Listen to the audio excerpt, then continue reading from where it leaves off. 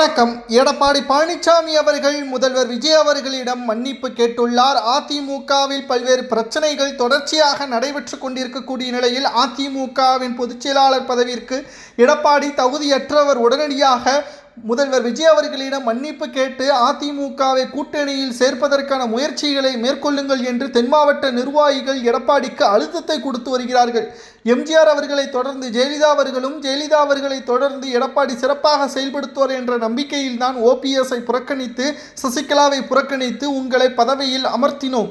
11 தேர்தல்களில் தோல்வியை தழுவிய எடப்பாடி எப்படி சிறந்த தலைவராக செயல்பட முடியும், பொதுச் செயலாளராக செயல்பட முடியும்? தொண்டர்கள் பேச்சை தலைமை கேட்டால் மட்டும்தான் தொண்டர்கள் தலைமையின் பேச்சை கேட்பார்கள். ஆனால் வித்தியாசமாக எடப்பாடியின் செயல்பாடுகள் நிச்சயம். அதிமுகவின் நிர்வாகிகள் சுமார் 45 பேர் கூண்டோடு ராஜினாமா செய்து தாவேகாவில் இணைந்துள்ளனர். 45%. 2 கோடி தொண்டர்கள் கொண்ட அதிமுக தற்பொழுது 80 லட்சம் தான் இருக்கிறது. அவர்களும் எப்ப வேண்டுமானாலும் அந்தர்வல்டி அடிக்கலாம் என்ற நிலைமையும் தற்பொழுது உருவாகி உள்ளது என்றால் அதற்கு காரணம் யார்? எடப்பாடி பழனிசாமி மட்டும்தான். உடனடியாக எடப்பாடி பழனிசாமி அவர்கள் முதல்வர் விஜய் அவர்களிடம் மன்னிப்பு கேட்க வேண்டும். அதுதான் அதிமுகவின் வெற்றி வாய்ப்பை உறுதி செய்யும். நடைபெறக்கூடிய இடைத்தேர்தல், உள்ளாட்சி தேர்தல், நாடாளுமன்ற தேர்தல் அனைத்தையும் கவனத்தை செலுத்த வேண்டும்.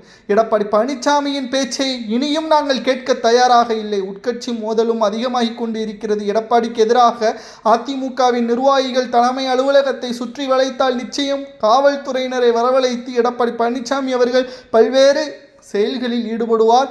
ஆனால் அது பாதிப்பு எடப்பாடிக்கு மட்டும்தான். குடும்ப உறுப்பினர்களை அதிமுகவில் கொண்டு வர வேண்டும் என்ற முயற்சியில் ஈடுபட்டு தான் தற்பொழுது தோல்வியடைந்தார்.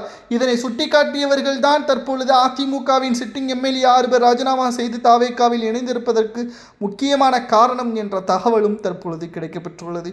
எடப்பாடி பழனிசாமியை இனியும் நாங்கள் நம்புவதற்கு தயாராக இல்லை. உண்மையான அதிமுகவின் விசுவாசியாக எடப்பாடி இருக்கிறார் என்றால் உடனடியாக அதிமுகவின் ஒட்டுமொத்தமான வெற்றி வாய்ப்பை அடுத்த தேர்தல்களில் பெற வேண்டும் என்றால் முதல்வர் விஜய் அவர்களிடம் எடப்பாடி மன்னிப்பு கேட்க வேண்டும். அப்பொழுதுதான் அதிமுகவின் தலைமை வெற்றியடைவதற்கான சூழல் உருவாகும். இல்லை என்றால் கட்சியை விட்டு தாராளமாக தலைமையிலிருந்து நீங்கள் வெளியேறலாம். உங்களை யாரும் இங்கு கட்டாயப்படுத்தி தலைவராக, பொதுச் செயலாளராக நீங்கள் தான் இருக்க வேண்டும் என்று எந்த ஒரு நிர்வாகியும் உங்கள் பின்னால் கிடையாது.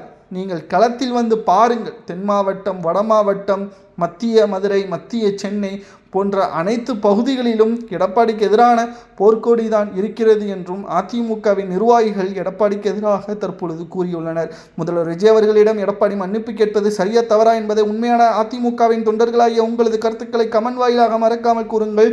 நன்றி, வணக்கம்.